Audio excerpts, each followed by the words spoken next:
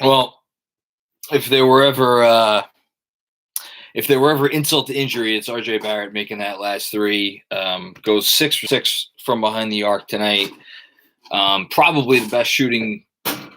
Yeah, definitely the best shooting night he's had in his young career.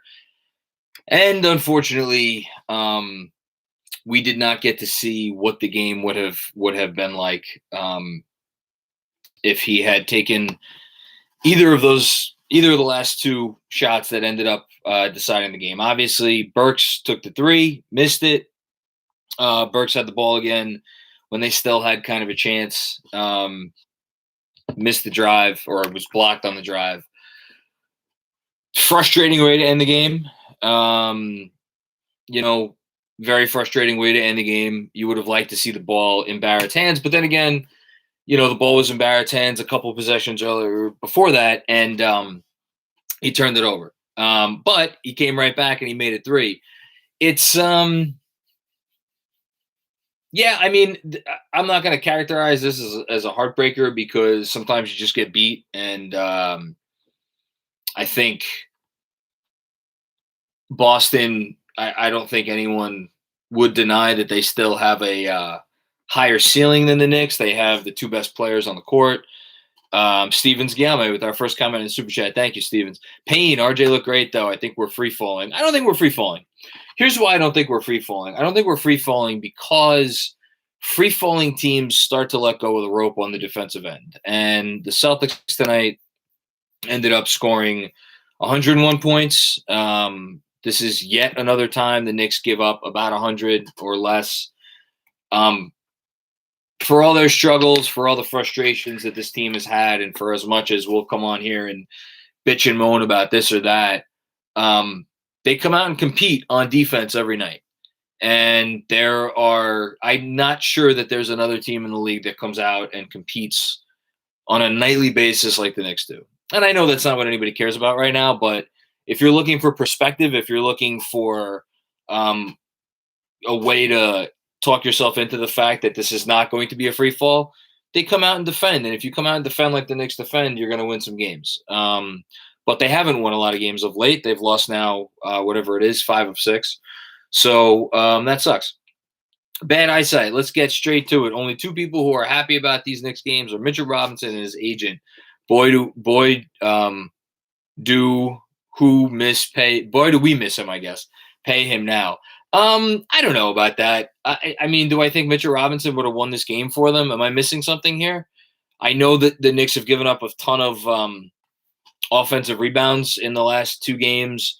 I know that they are not as good on the glass without Mitchell Robinson. At the same time, for a large stretch of time when Mitch was out this season through his first injury, they were pretty much the same rebounding team. I think he makes them a better rebounding team. I think he's obviously defensively, he's a big difference in the paint. But I don't know. I when I watch these games, I'm not watching this thinking like, oh, if Mitch was there, we would have won that game. Maybe we would have, but that's not what I see personally.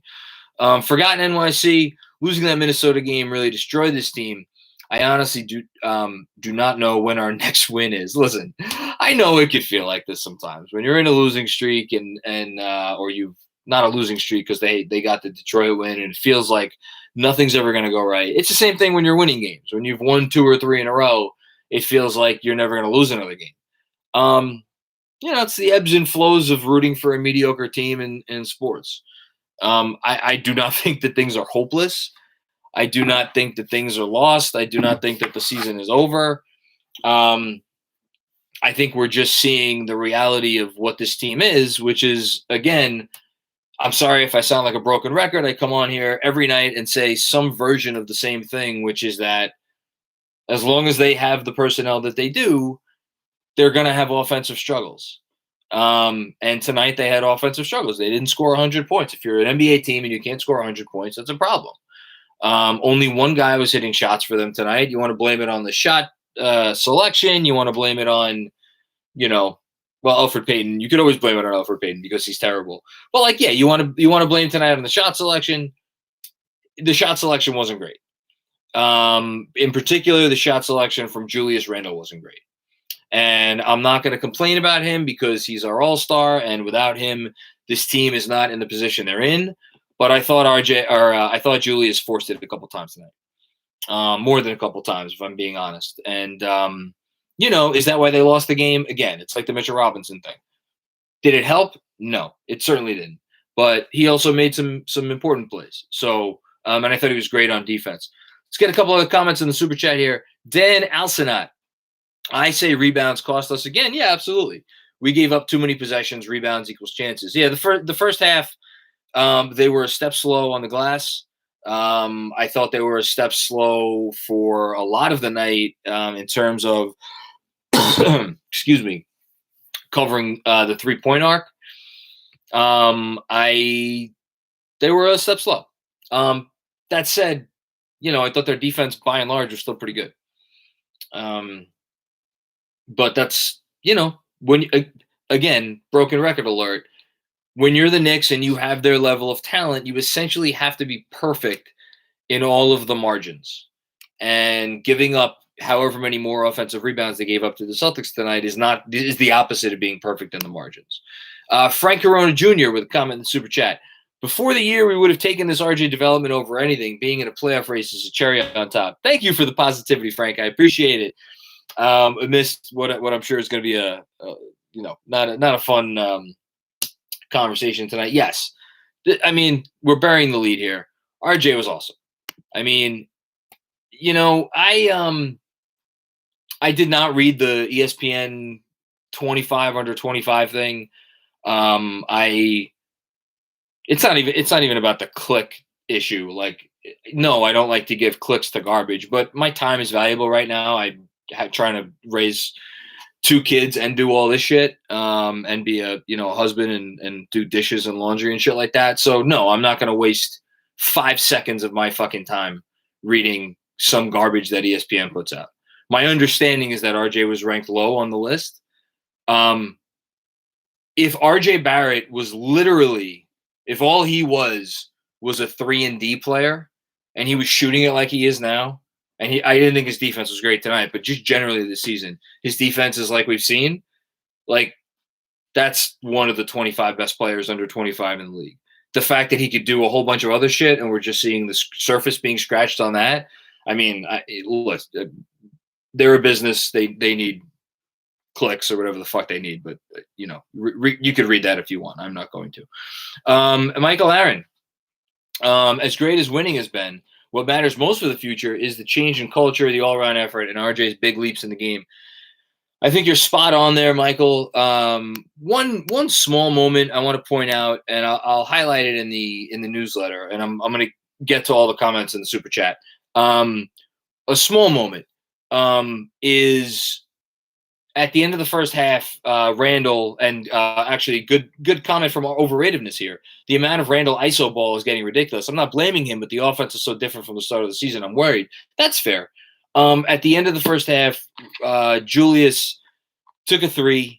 It was not a great shot to end the half. And after he took the shot, RJ came over and patted him on the back or the butt or whatever it was. When you're looking at signs of culture, I think that's what you're looking for. RJ had it going. He had arguably, I think you could say it was his best offensive half of the season, if not his career.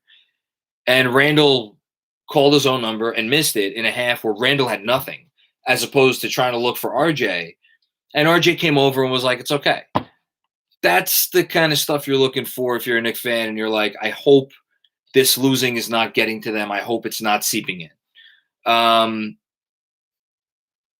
Kane Marco. Tibbs is costing us games by refusing to play guys that can help and giving guys needed rest. Explain why the ball didn't go to RJ in the last 5 minutes, because that's the flow of the game. I mean, you got to understand, Tibbs is like, they're not, even if he was able to call every play down the stretch, like, the guys just got to, like, kind of figure it out on their own. Like, to put this loss on Tibbs is, I'm sorry. Unless you want to go back to the well of RJ Barrett shouldn't be in, or sorry, not RJ Barrett. Elfrid Payton shouldn't be in the rotation and he shouldn't be playing any minutes. If you want to go that, sure, that's fine. I think there are reasons for that. I don't think there are good reasons. I'm not going to get on here and yell about the same thing I get on here and talk about every game, which is I think Peyton should be out of the rotation. But Peyton should be out of the rotation. Other than that, I thought Tibbs' rotations were fine. What did he want him to do? Like, I understand that the guys, let's go to Burks, right? Burks missed a big shot. Burks hit a massive shot last night after he had done nothing all evening. Burks has hit arguably more big shots for this team than anybody all season. What do you want to say? Burks should have been in the game. Bullock, who's had flames coming out of his butt for the last, several weeks, he should have been in the game. Like, Elf was in there at the end for defensive purposes over Derrick Rose, who's still recovering from COVID and had played close to 30 minutes tonight. I'm sorry. I'm not going to yell and scream about Tibbs tonight. If you want to hear that, go watch some other live stream. Julio Martinez. I know we lost, but I'm thrilled with RJ Barrett. That's it. I've got nothing else to add. Otherwise, it's a good comment. How can you not be thrilled with RJ Barrett? Don Cappuccini. We can't blame it all on Elf. Still, I'm so done with him, and I can't wait till we upgrade this summer. We need a third scorer bad. Maybe that can be the new point guard. Yeah, I mean, in a perfect world, their scorer is their point guard, whoever they get to replace Alfred Payton. Derrick Rose had it going for a little while there. I thought Rose, by and large, played a pretty good game. Wasn't perfect, wasn't efficient. I'm sure. What did he shoot? Probably 4 for 10 from the field, if I had to guess. He was 4 for 10 from the field. What do I win? But yeah, they need a point guard and they need a third scorer. The good news is that RJ is going to get even better. So, and hopefully Randall rebounds. Like, they were in this game until the last minute, and Randall was 9 for 23. Bullock was 2 for 8. Peyton was 3 for 8. I don't even want to count that last 3. Rose was 4 for 10. Burks was 2 for 9. And they were in the game until the last minute. That's a sign they need more help. That's a sign that they're, doing some things right. They're playing hard defense. And it's a sign that I don't think the season is slipping away. Not yet. We're not there yet. Maybe we'll get there soon. Okay, I want to make sure I don't miss. I think I had one more comment in the super chat that I had to get to. 2 more comments. 3 more comments. Also, RJ didn't even make the 25 under 25 list. Again, I don't read garbage. Heck, Brizo, I have to read a non-super chat comment. Julius is not a team player. Come on, guys. Let's calm down. He is in a stretch where he's struggling with his offense, and I think he's trying to get himself going. He was hitting a lot of these shots over the first 40-some-odd games. And he was making – and whatever his assist average is for the year, I think it's still somewhere around 5 plus. Like, it should be higher because he's made a lot of passes to a lot of guys, especially early in the season, who just missed shots. Like, to say Julius isn't a team player, he's in a rut. Let's keep it straight here. Tim Kim, you think Burks was mad he didn't get the last shot in Brooklyn, so he put up 2 atrocious shots for us? No, I don't think that was it. Also, RJ took Edwards' words about him personally. Yeah, I think he did. I think RJ also took the matchup tonight with Tatum and Brown personally. Like, RJ sees that those guys get all the shine in the world, and RJ gets shat on. I think he's taking all of this shit personally. And for him to come out, and I know I've been talking about mostly bad because that's what people are commenting on in the super chat. This was a really big game for RJ Barrett. It was a really important night for RJ Barrett. I mean, think about the fact, if we throw in that last shot, which it counted, right? He scored 29 points on 14 shots, 6 of 6 from the line. He had 5 rebounds, several in traffic, only 2 assists, but he made some really other nice passes. One to Gibson under the basket that didn't get credited with an assist. Another kick out to Reggie Bullock on a drive. I thought it was his best pass of the night. And Bullock missed the 3. I mean, again, the progression this year hasn't been linear. We've seen some slumps. He slumped to start the season. He slumped in the middle of the season. He slumped for a couple games like last week. But if you would have said before the season, and this is to Michael Aaron's point, I think before, if this is all we would have gotten out of this year, this growth from RJ, to say nothing of what Julius has done and we've seen from Quickly and all that, you would have signed for that. And it's great to see. Okay, we got Kane is back. I want to throw Elf into the sun. I want to throw Elf into the sun too. To that point. Look, and Alfred Payton he's a nice man. Actually, real quick, John Kaywood went to the game apparently. Talked to some Celtics fans outside the Garden tonight. They felt lucky to get that win. Yeah, because they've been losing these fucking games all season long. And that's what's frustrating about tonight. The Celtics have lost these games.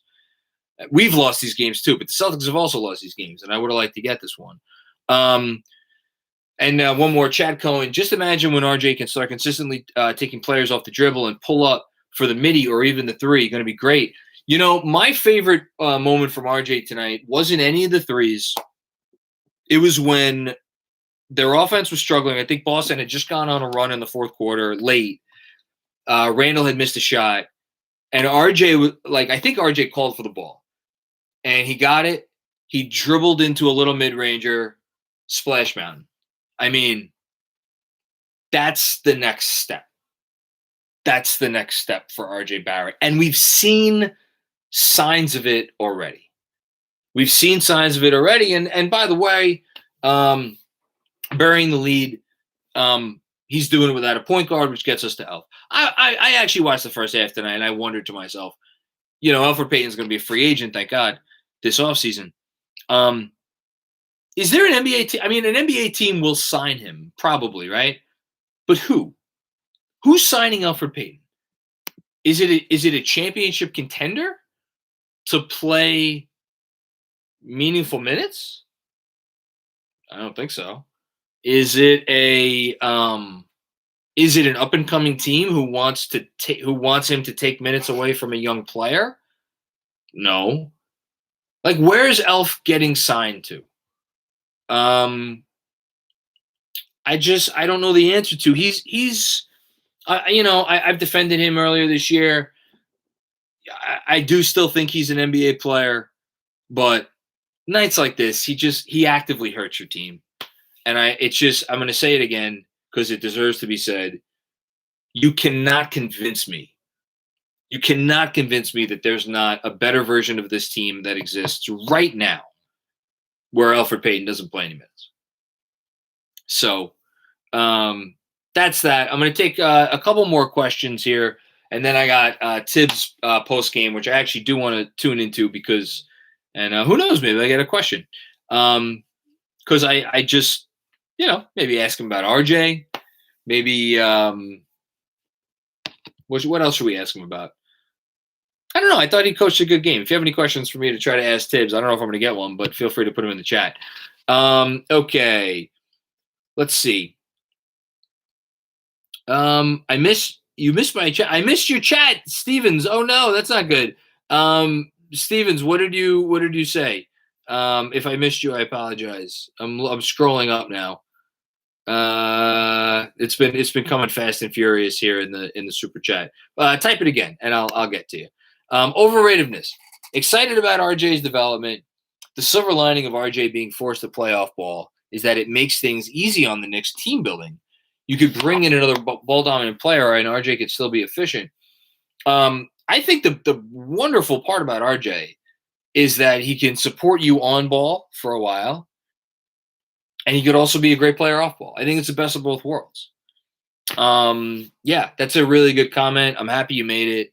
I think the nice thing about RJ Barrett is he has to be considered with the shot coming along now. Before the season, I would have said he might be one of the more difficult players in the NBA to build around. Now I think he's one of the easiest players to build around. Joel John. That's a good question for Tibbs. More ISO basketball lately. Why?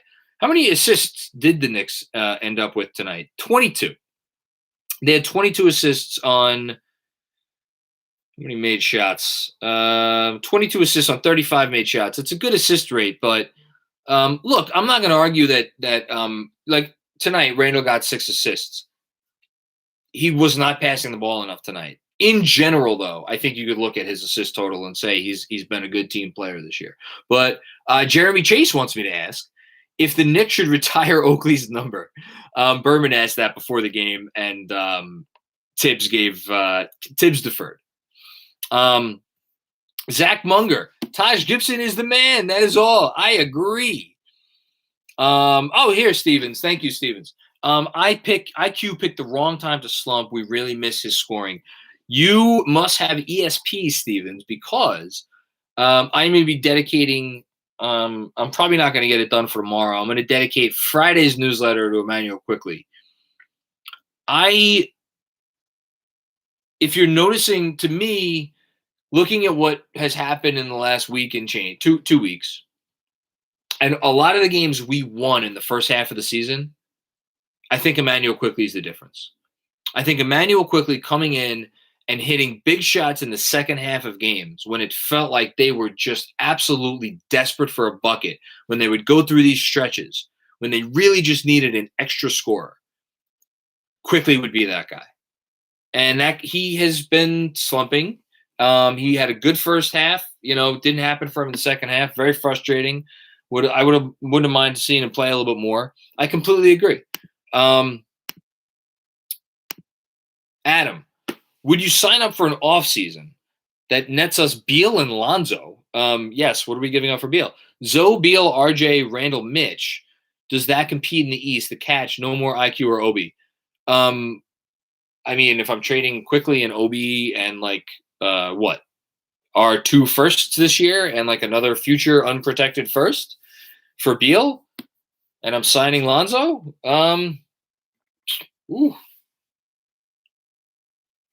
guess you probably have to do that. As long as I'm re-signing Beal.